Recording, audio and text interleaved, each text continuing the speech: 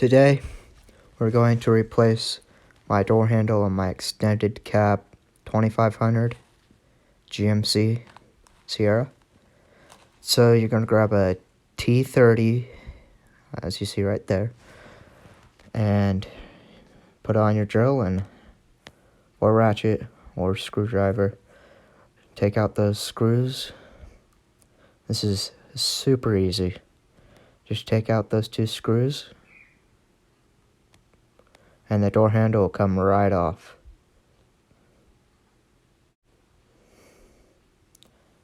This is the new door handle.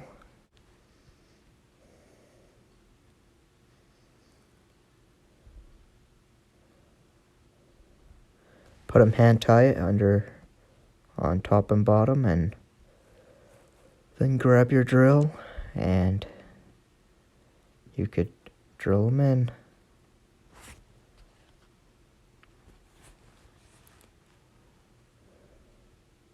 Just like so. Do top and bottom, and then got your finished results.